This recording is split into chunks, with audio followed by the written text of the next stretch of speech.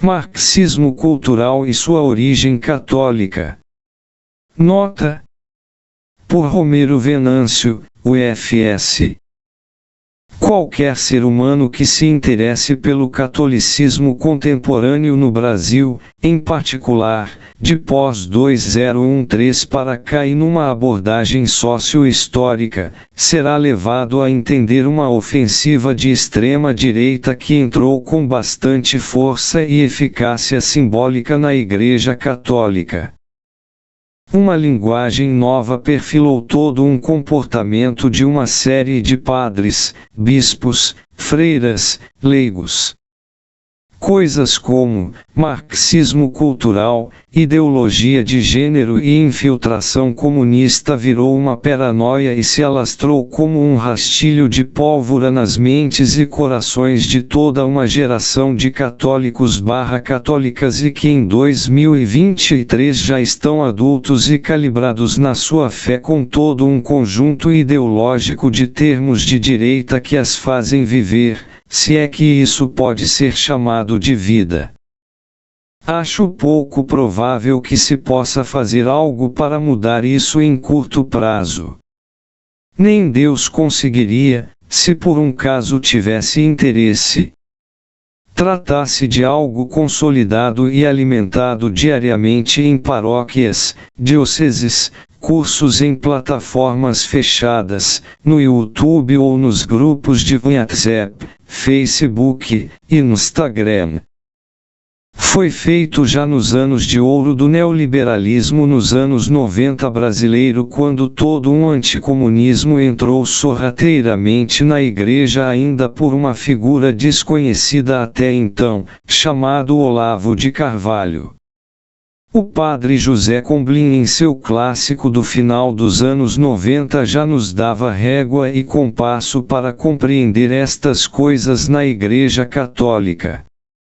Trata-se de o neoliberalismo, a ideologia do século XXI, editora Vozes, 1999.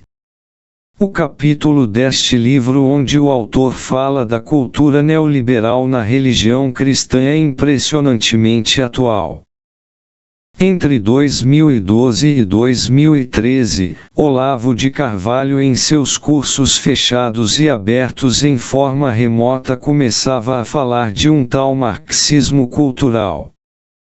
Citava sempre uma lista de filósofos responsável por toda uma cultura que se infiltrou nas igrejas de maneira quase imperceptível e que se tornou hegemônica, termo que vem de um dos filósofos demonizados por Carvalho e sua turminha.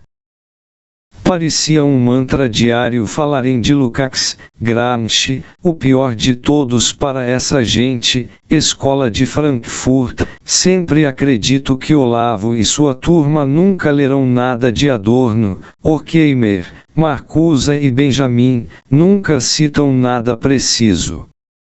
Se eles, de fato, lerão ou não esses filósofos, tem pouca importância.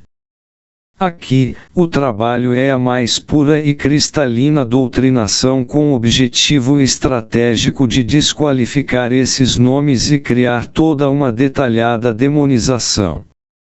Nos cristianismos, qualquer coisa ligada ao demônio deve ser apedrejada a priori. Ou seja, odeie e virá o bem. Isso virou roteiro de vida. Não foi gratuito todo um processo de calúnias com pessoas como Carlos Nelson Coutinho e Leandro Conder. Acompanhei de perto a trajetória de elaboração de ódio aos dois filósofos brasileiros. O nome deles estão ligados aos filósofos que se deveriam odiar, se afastar e condenar sempre. Começaram a inventar uma teoria tosca e a partir de frases colhidas a esmo do grupo de filósofos citados para justificar a ideia de que eles queria e defendia a destruição do Ocidente cristão. Que eles odiavam a cultura cristã. Segundo toda essa gente, Gramsci/Lukács/Escola de Frankfurt foram adotados em todas as universidades brasileiras, pelas esquerdas partidárias, pelos movimentos sociais, pela teologia da libertação. A partir de todo esse movimento, que só aconteceu no cérebro dessa gente e com pouca realidade, crianças, adolescentes, homens, mulheres e religiosos foram atingidos por toda uma avalanche que queria destruir família, instalar ditadura gay e trans, defender uma guerra entre negros e brancos, relativizar tudo. Pronto.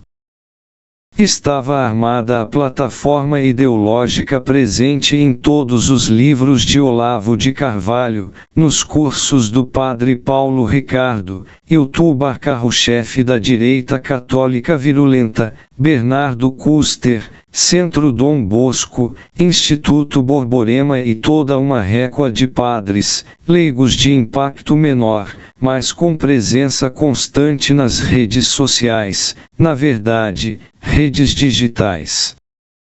Porque de sociais tem muito pouco. O privilégio Gramsci.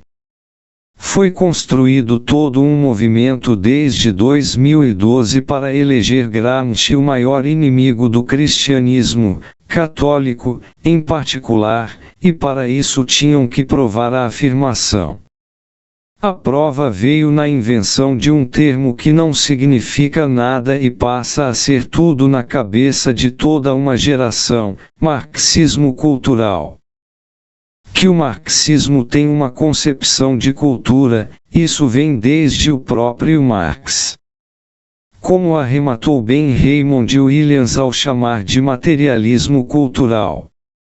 Mas não se trata de nada disso. Trata-se do que o Paulo Ricardo em seu canal no YouTube sistematizou a partir do esquema Olavo de Carvalho numa série de aulas sobre as origens do marxismo cultural numa arrogância ímpar ao falar sobre um tema que mais esconde toda a sua incompetência. Não passa de frases de orelha de livros. Tão profundo quanto um pires. Mas isso, como foi dito, não tem nenhuma importância. Não se trata de pesquisa, estudo ou qualquer coisa próxima a um projeto acadêmico. Nada disso. Trata-se de doutrinar da maneira mais rebaixada e clara possível. Pensemos com nossos botões toda essa garrafada intelectual dosada quase que diariamente nestas redes digitais durante 15 anos, no mínimo. Pensemos. Nesses anos formou-se uma geração de jovens e adultos com essa mentalidade e que se jogaram no mundo a reproduzir essas ideias e caíram matando para formar vários grupos pelo Brasil afora.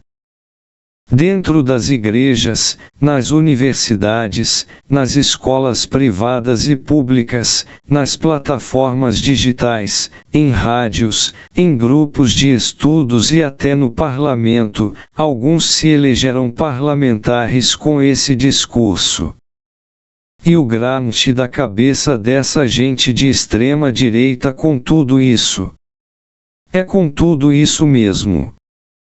Para eles, Gramsci percebeu que a revolução em sentido violento e armado não era mais possível no Ocidente, de onde tiraram isso, não saberia informar aqui, e a partir desta compreensão, seria o campo da cultura a trincheira a se guerrear.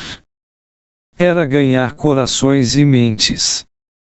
Gramsci teria uma teoria da hegemonia cultural que poderia se espalhar em toda a sociedade a partir do trabalho árduo de comunistas que não se apresentam enquanto tal. Essa rede de comunistas se infiltrou em tudo e em todas as instituições onde conseguem inocular no inconsciente das pessoas esse marxismo cultural. Quando essa cultura se tornar hegemônica, estará feita a revolução. Sem armas. Sem violência. Nessa lógica, quase tudo pode ser marxismo cultural. Da Rede Globo a Lula. De João Pedro Tadeu Tedile ao PSOL. Do PSTU à Anitta. E o delírio pode seguir ao infinito. Não se trata de rigor, mas de propagação em série. O resultado mais articulado de tudo é uma coisa como Brasil paralelo, em bem paralelo mesmo. E assim, entendemos por que figuras como Bolsonaro e família prosperaram em terra fertilizada por todo esse caldo cultural disseminado.